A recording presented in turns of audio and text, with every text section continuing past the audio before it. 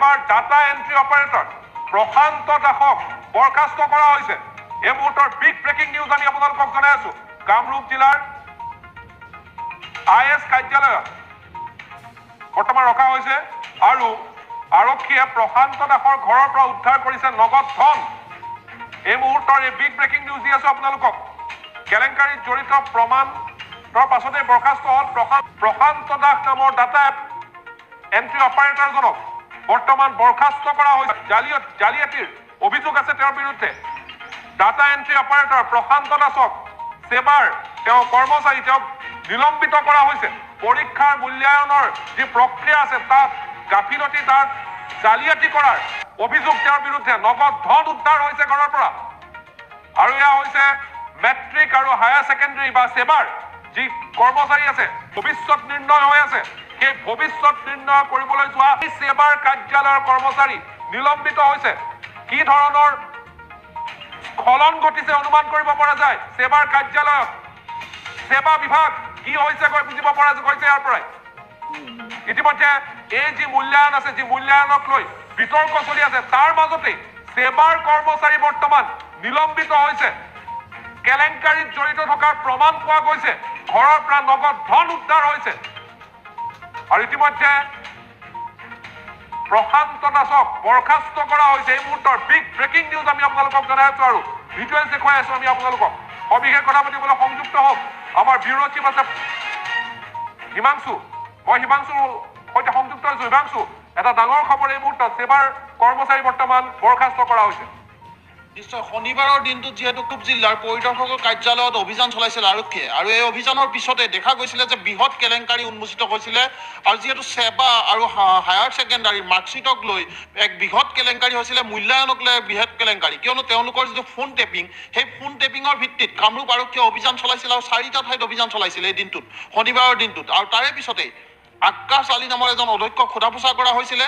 ফুলপাহী নাথ নামৰ সেবাৰ এগৰাকী সমন্বয়কক সোধা পোছা কৰা হৈছিলে। প্ৰশান্ত দাসক আটক কৰি সোধা পোছা কৰা হৈছিলে। আৰু লগতে কৰ্মচাৰী শিৱেশ্বৰ কলিতাৰ ঘৰত আৰক্ষীয়ে অভিযান চলাইছিলে আৰু একে সময়তে প্ৰশান্ত দাসৰ ঘৰতো অভিযান চলাইছিলে আৰক্ষীয়ে। আৰু এই অভিযানত প্ৰশান্ত দাসৰ ঘৰৰ পৰা যথেষ্ট সংখ্যক নগদ ধন উদ্ধাৰ হৈছিলে।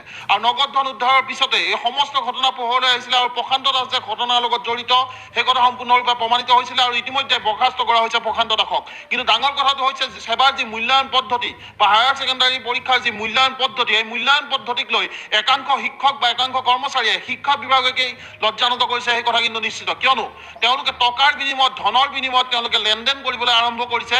আৰু শিক্ষাৰ্থীসকলে যিহেতু এইবাৰ বা এই বছৰৰ যি শৈক্ষিক বৰ্ষ তাত যিহেতু তেওঁলোকে পৰীক্ষাত অৱতীৰ্ণ হ'ব নালাগে, গতিকে পৰীক্ষাত অৱতীৰ্ণ হ'ব নালাগে যেতিয়া শিক্ষকসকলে তেওঁলোকে এইসকল অসৎ শিক্ষকে অসৎ উপায় অৱলম্বন কৰি তেওঁলোকে টকাৰ লেনদেন কৰি ফাৰ্ষ্ট ডিভিজন বা ছেকেণ্ড ডিভিজন বা তেনেধৰণৰ এক তেওঁলোকে শিক্ষা বিভাগৰ লগত বেপাৰ কৰা আৰম্ভ কৰিছিল। আৰু গোটেই বিষয়টো কামৰূপ আৰক্ষীয়ে গম পোৱাৰ পিছতে তেওঁলোকে অভিযান চলাইছিলে। ইতিমধ্যে কিন্তু কামৰূপ আৰক্ষীৰ ফালৰ পৰা জনোৱা বহুকেইখন জিলাত এনেধৰণৰ কেলেংকাৰী সংঘটিত হৈছে। গতিকে বহুকেইখন জিলাৰ আৰক্ষী অধীক্ষকক গোটেই ঘটনাটোৰ বিষয়ে জনোৱা হৈছে আৰু বহুকেইটা ঠাইত কিন্তু অভিযান চলিব।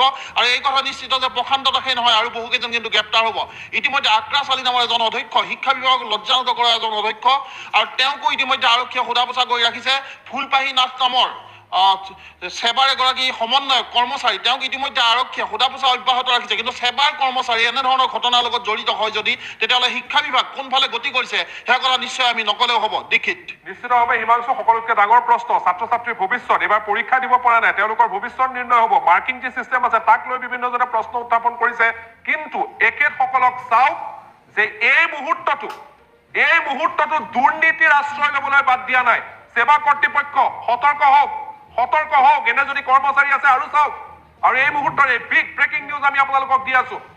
এই মুহূৰ্তৰ সকলোতকৈ ডাঙৰ খবৰ যে সেবাৰ কৰ্মচাৰী বৰ্তমান নিলম্বিত কৰা হৈছে, বৰখাস্ত কৰা হৈছে সেবাৰ কৰ্মচাৰী পৰীক্ষাৰ মূল্যায়নৰ জালিয়াতিৰ জড়িত। আৰু তাৰ পাছত তেওঁক বৰ্তমান নিলম্বন বৰখাস্ত কৰা হৈছে। সেবাৰ ডাটা এন্ট্ৰি অপাৰেটৰ আছিলে প্ৰশান্ত দাস। আৰু এনে লোকসকলকো চাব লাগিব, কৰ্মচাৰীসকলটো। মই হিমাংশু পুনৰ আপোনাৰ ওচৰলৈ আহিছো। এনে লোকসকলকো চাব লাগিব। কৰ্মচাৰীসকলটো দোষী হয়ে, এনে বহুত অভিভাৱকো আছে যি কিন্তু এনেধৰণৰ কামক উচতনি দিবলৈ চেষ্টা কৰে নিজৰ সন্তানটোৰ কাৰণে। নিশ্চয় আৰক্ষীয়ে অভিযান চলাইছে, ঠিকে আছে। শিক্ষা বিভাগৰ যিসকল জড়িত তেওঁলোকক গ্ৰেপ্তাৰ কৰক, সেয়া সকলোৱে বিচাৰিছে। কিন্তু এনেধৰণৰ ঘটনাৰ লগত যিসকল অভিভাৱক জড়িত তেওঁলোককো কিন্তু উচিত শাস্তি প্ৰদান কৰাটো নিশ্চয়কৈ জৰুৰী। কিয়নো যদিহে তেওঁলোকে হাৰি যায়, তেতিয়াহ'লে পিছৰ পৰ্যায়ত কিন্তু এনেধৰণৰ আকৌ ষ্টেপ ল'বলৈ বা এনেধৰণৰ পদক্ষেপ ল'বলৈ আকৌ কোনোবা অভিভাৱকে সাহস কৰিব। কিয়নো মাৰ্কিং ছিষ্টেমত তেওঁলোকৰ ল'ৰা ছোৱালীক তেওঁলোকে এখন ভাল বিদ্যালয়ত এডমিশ্যন দিবলৈ, ভাল স্কুলত এডমিশ্যন দিবলৈ তেওঁলোকক ভাল মাৰ্কছ লাগে, আৰু সেই ভাল মাৰ্কছটো তেওঁলোকে ক্ৰয় কৰিব ধনৰ বিনিময়ত, আৰু তাৰে কাৰণে কোনোবা দুখীয়া ছাত্ৰ ছাত্ৰীয়ে বঞ্চিত হ'ব, এই কথা কিন্তু কোনো পধ্যে গ্ৰহণযোগ্য নহয়। গতিকে এইসকল অভিভাৱক, যিসকল অভিভাৱকৰ লগত ফোন টেপিঙত কথা বতৰা চলিছিল অধ্যক্ষ আক্ৰাছ আলীৰ, বা যিসকল ইতিমধ্যে সোধা পোছা কৰা হৈছে প্ৰশান্ত দাসকে ধৰি যিসকল সেৱাৰ কৰ্মচাৰী আছে যাৰ লগত ফোনত কথা বতৰা হৈছিল, তেওঁলোকৰো বিৰুদ্ধে কিন্তু আৰক্ষীয়ে তদন্ত কৰিব লাগে আৰু তেওঁলোকক অতি শীঘ্ৰে গ্ৰেপ্তাৰ কৰিব লাগে, এক দৃষ্টান্তমূলক শাস্তি প্ৰদান কৰিব লাগে।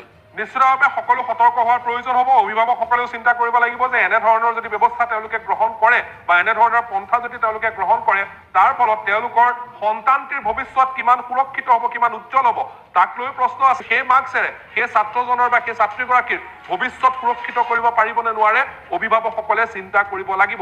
অভিভাৱকসকলেও এই ক্ষেত্ৰত সেইসকল অভিভাৱক যিসকলে এনেধৰণৰ কাম কৰিবলৈ আগবাঢ়ে। কিন্তু এই মুহূৰ্তত সকলোতকৈ ডাঙৰ খবৰটো আমি আপোনালোকক জনাব ওলাইছো যে পৰীক্ষাৰ জালিয়াতি কৰি, পৰীক্ষাৰ মাৰ্কশ্বিটৰ বা নম্বৰৰ জালিয়াতি কৰি ইতিমধ্যে সেৱাৰ যিজন কৰ্মচাৰী আছে তেওঁক বৰ্খাস্ত কৰা হৈছে। পৰীক্ষাৰ মূল্যায়নৰ জালিয়াতিৰ অভিযোগ তেওঁৰ বিৰুদ্ধে আহিছিলে। ডাটা এণ্ট্ৰি অপাৰেটৰ হিচাপে কাৰ্যনিৰ্বাহ কৰি আছিল প্ৰশান্ত দাস, আৰু তেওঁক বৰ্খাস্ত কৰা হৈছে, আৰু তেওঁৰ ঘৰত তদন্তত নগদ ধনো উদ্ধাৰ হৈছে।